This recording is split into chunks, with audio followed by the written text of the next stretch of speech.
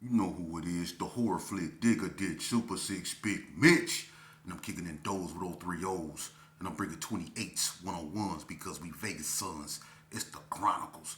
And you in the Meadowlands. Yeah, you in the Meadows, man. And you already know what made me. 530. Yeah, he a desert baby. Boom! Hubba dub, scrub, 22-inch gold Dana Dangs. And these can't never be McLean's, man. Now I'm just playing. Welcome to Vegas Chronicles with the whole Super 6 Digger Ditch Big Mitch. And today, like any other day, you know what we do. We kick actual factuals, man. No additives, no preservatives. Just raw and uncut. Like summer sausages and crackers. You already know, man. Shout out to everybody that's been rocking with your boy, you know what I mean? We doing it brick by brick, you know. We come from humble settings, you know what I mean? We ain't trying to be all lavish. And, you know, we just trying to be relevant. You know what I mean? But anyway, man, let's jump right into it. I want to send a special shout out to my boy Buzz, man, from The View.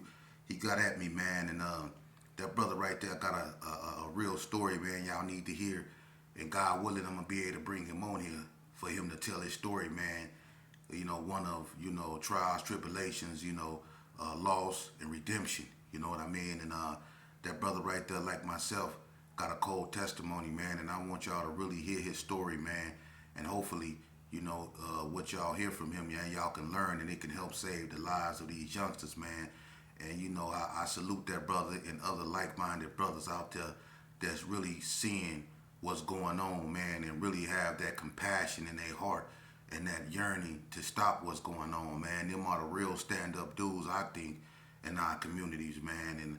And I think that, you know, they don't get enough attention and they should be the ones we should focus on and be trying to help because you got people that actually want to go in our communities, man, and right their wrongs.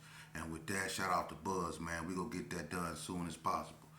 But you know how I correspond with my audience, man, and you know, they want to hear, you know, since I talk about a lot about Vegas, you know, I mean, I do, man, but I also talk about the consequences that go along with the things in Vegas. But one of the questions I was asked, you know, was what was some of the most, you know, horrible things, like stories, I guess, you know, that's the way they put it, you know, that happened in Vegas. What was some of the most, you know, I guess you could say, uh, heartbreaking, you know.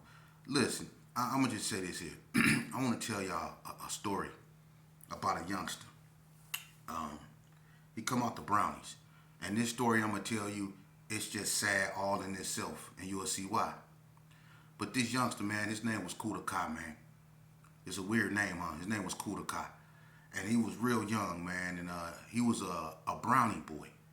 And he was probably the youngest of the Brownie boys, along with Batman and Sponge.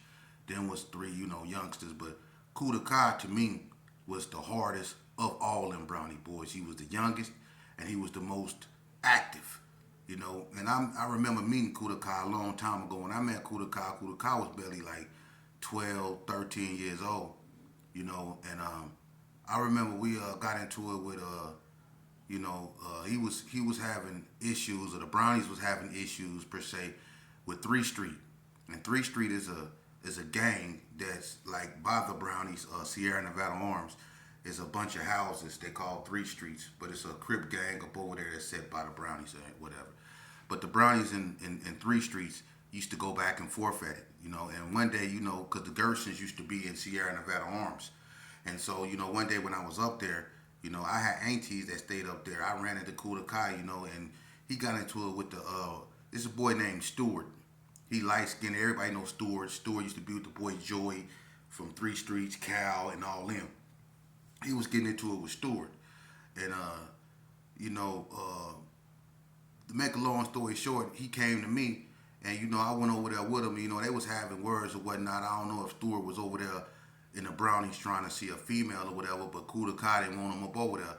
And, you know, me and Kudaka got into it with the dude, and, you know, I had a thing on me, and when I pulled it out, Kudaka said, "Give it to me." I gave it to him, you know what I mean? And I didn't know what he was gonna do, and boy, when I gave it to him, he did what he was supposed to do. He aired it out, you know what I mean? And that's when I knew right then, and you know, then and there, you know, that youngster was something serious. I seen a lot of myself up in him because I started at a young age, you know what I mean? And he really got at Stewart then, you know what I mean? And Stewart ended up getting ran over by his female and unalived. Everybody know light-skinned Stewart, and they know Joy. But anyway, Kudaka, as he got older, he developed a reputation. He became a real known figure up over there in the Brownies. When they used to feud with Bonanza Village or the Sydney Sioux Gangster Crips, Kudaka was one of the main ones pushing the line in them wars. And them was some real wars, even though they were small gangs. When the Brownies, Three Streets, Bonanza Village, and Sydney Sioux was going at it, that was intense. And them neighborhoods had names too. You had dudes like Snow, Chill, Goldie, Mac Blast, Big Mark, Speck. You know what I mean? You had dudes over there like Cal, Bay, Stewart, Joy.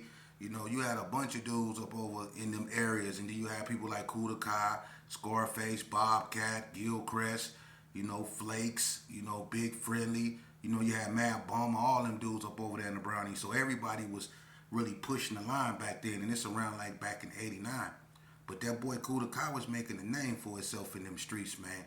And during the truce, I remember they gouged with the Brownie boys up.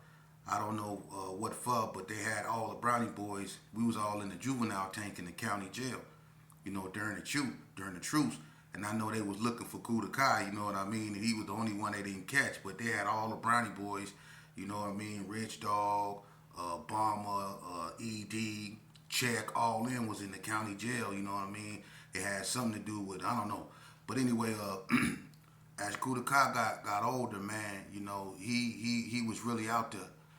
And the reason why I'm telling y'all this story is because I really want y'all. It's a cold lesson. It's a cold lesson. Just bear with me. Now, last time I seen Kudaka, I got arrested. It was on New Year's Eve. Me and him was up over there, messing with this. I had a 2020 Winchester, and I put too many shells in it. And when I cocked it, it got stuck. So I had to go get a spoon and try to dig the shell from up under it and try to get it out, And I ended up getting it out. And me and Kudaka was sitting right there working on the thing for about an hour. And when I got it out, I started blowing it on the porch, you know what I mean? And somebody called the police. I went to jail that night. But Kudaka was laughing. That's the last time I seen that boy, And, I ended up going to jail and I ended up catching cases and went my way. But Kudaka became a name over there in the Brownies, and he grew up to be one of the honchos over there per se.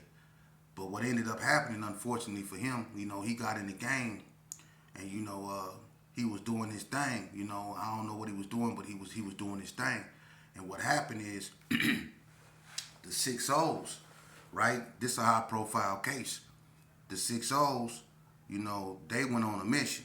I guess they linked up with some Cali dude. But the Cali dude they linked up with, he knew Kudaka. And Kudaka was kicking it with the Cali dudes. I don't know about specifics and I'm not finna get into that. But this is a high profile case, you know what I mean? And it was all over the news, so everybody knew about it. But what ended up happening is the 6 O's went up over there, that was D-Loc and Popcorn, Manhandling, all them.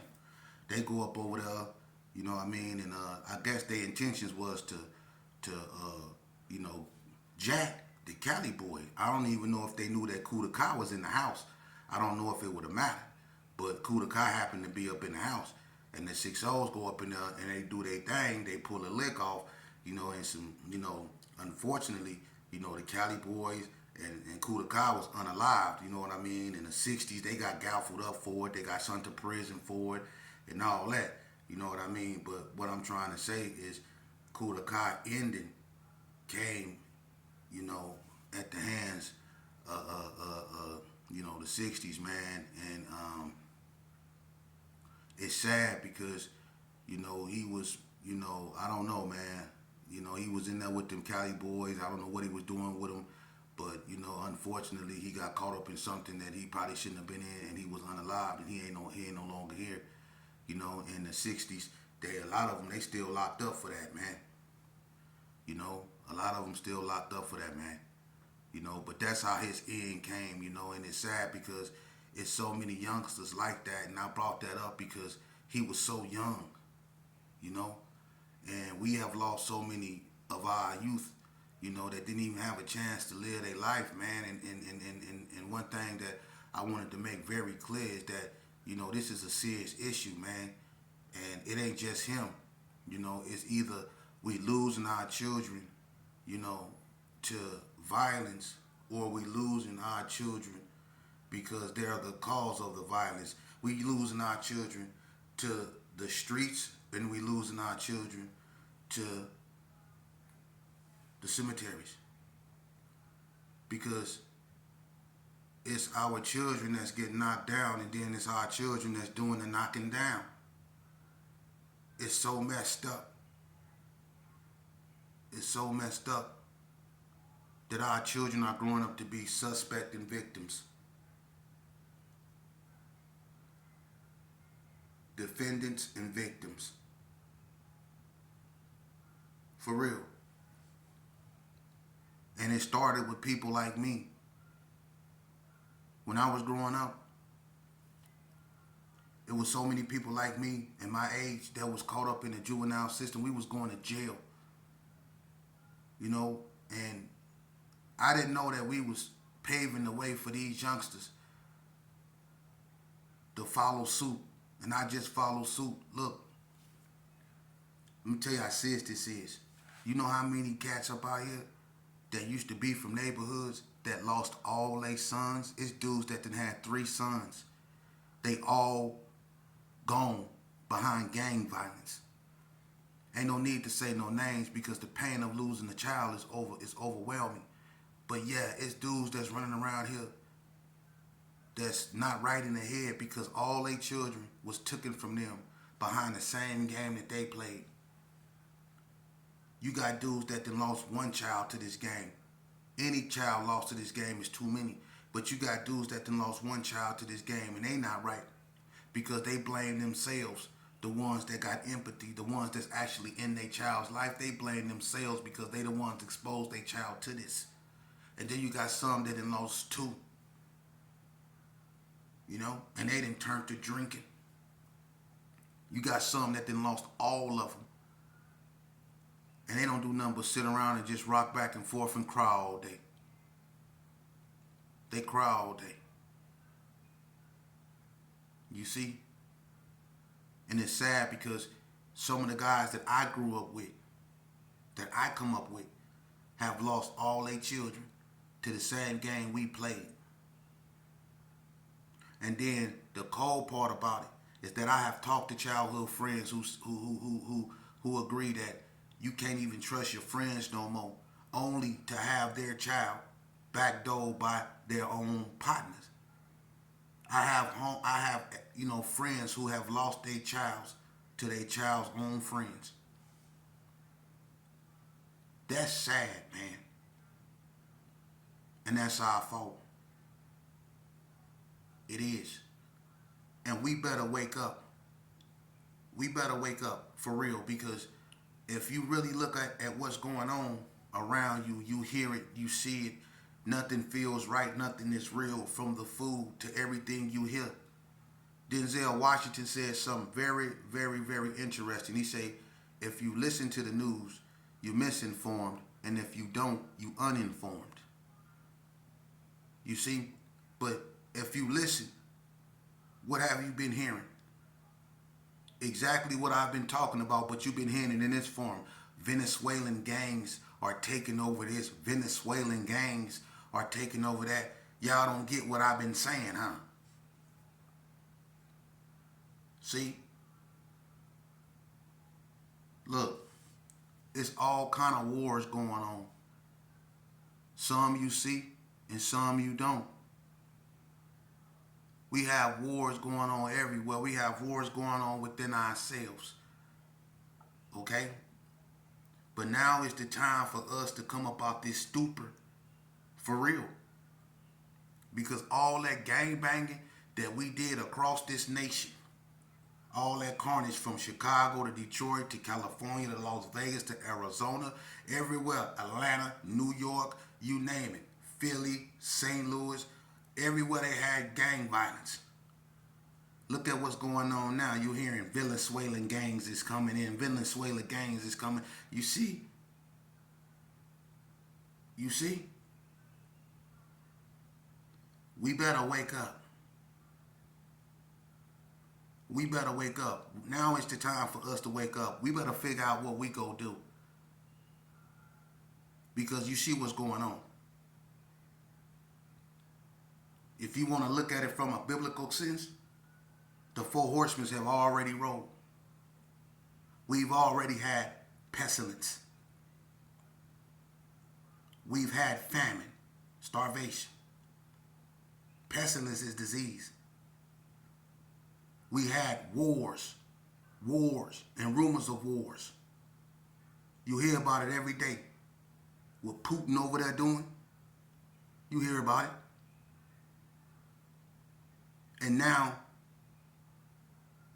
what was the last horse when he came about, when the angel blew the horn, he said, behold, a pale horse. We all know what that is, the reaper.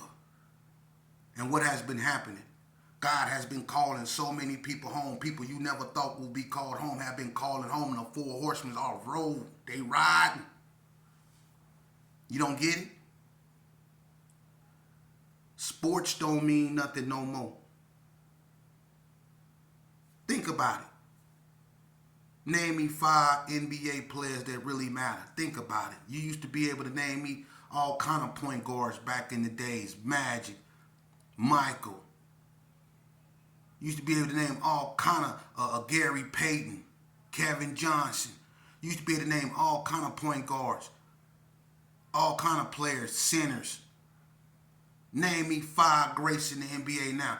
What about football? You used to be able to do the same thing. You used to be able to name squads of people from Emmitt Smith, Too Tall Jones, Danny White, Joe Montana, Young, Jerry Rice, Ray Lewis, all these people, Shannon Sharp, Terrell Owens, Andre Rison, Deion Sanders. You used to be able to name so many people. Name 5 top players right now in the NFL. You can't. Boxing, you had all kind of fighters. From Pernell Whitaker, Ike Cortate, Oscar De La Hoya, Sugar Shane Mosley, Roy Jones Jr., James Toney, Virgil Hill. Then you had all those heavyweights from Lennox Lewis, Mike Tyson, Riddick Bowe, Evander Holyfield. You had all these fighters, Ray Mercer. All these fighters, name me 5 boxers right now that really matter. Yeah, don't nothing matter no more, not even movies. You see what's going on? The food don't taste the same no more.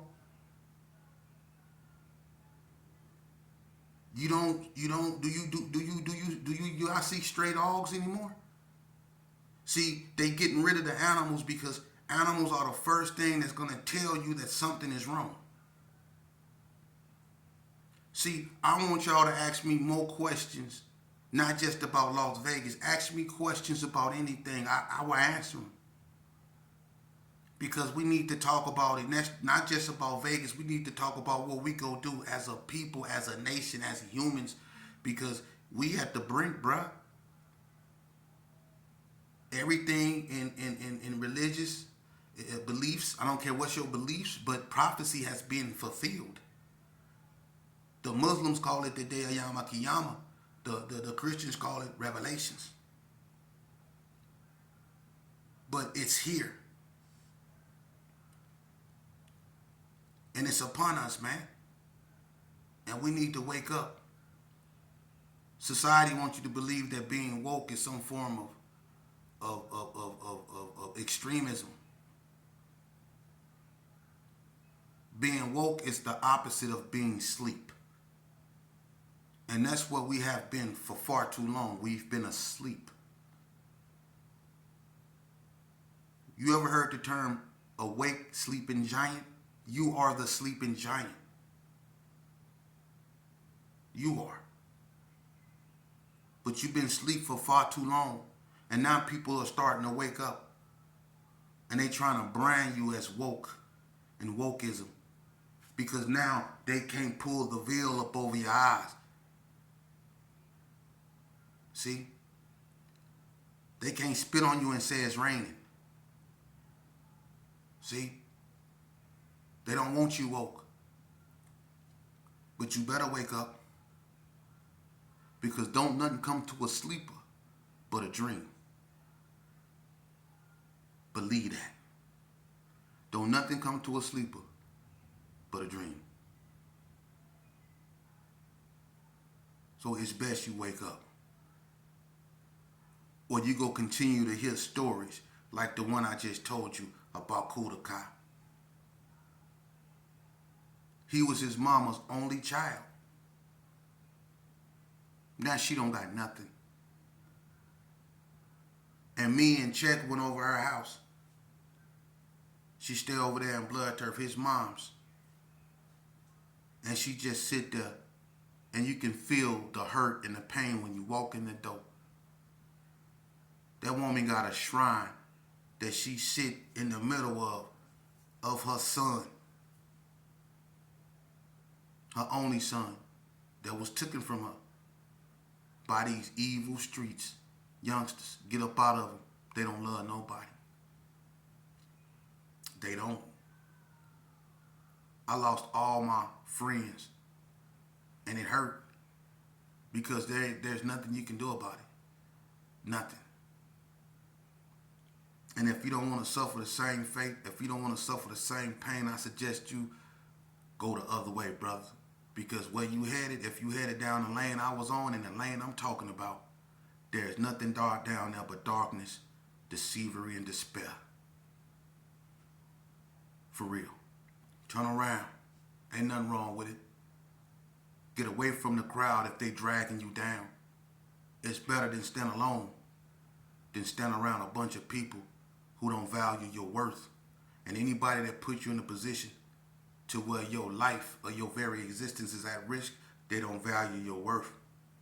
Anybody that puts you in a situation they know is unhealthy for you and your family, that go bring tears to your mama's eyes, that's not your homie. You know? Here go a foolproof method of staying out of trouble, youngsters. It's not that hard. If you see people go to jail, them the people you don't hang around. Hang around people who don't go to jail, and 9 times out of 10 you won't. But if you hang around people that go to jail, then 9 times out of 10 you go too. Because sometimes it's guilty by association, bruh. When people go to jail, you never know what they're involved in, and a lot of people don't tell you. It's been a lot of homeboys who've been in the car, and one homeboy didn't tell them that they had something under the seat. And it's the cold part. It's funny how when you be in your homeboy car and they rolling around with something they don't have, they be driving, but they always put it under the passenger seat. You ever notice that? So when you sitting there and they pull y'all over, it's under your seat, not his. See? They always put it under the passenger seat. They don't put it under their seat. They put it under the passenger seat. So if y'all get pulled over, it's under your seat.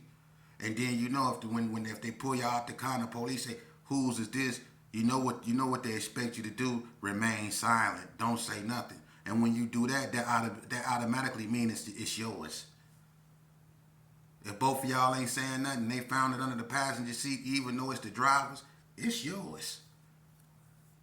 Now you in a situation to where either you go keep it real or you go tell. That's a cold situation to find yourself in. But I want to ask you something. What would you do? Huh? What would you do? Huh?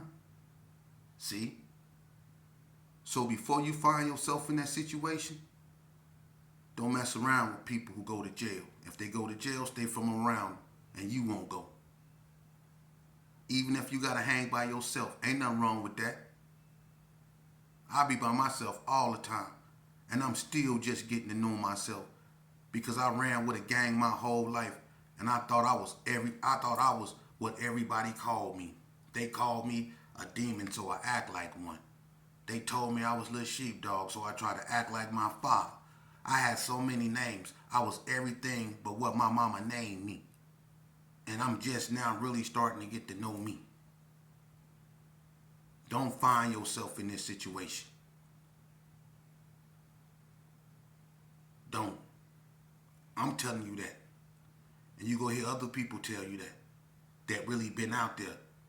The only people that want you out there is people that's not relevant in real life. And they need commotion to take their mind off their misery. They need stuff to continuously go so they can have something to talk about to take their mind off the fact that they ain't going nowhere in life. For real. Because all the real OGs out here, they want something better for y'all. They do. They want you to go to school. They want you to be educated. They want you to do it better than them.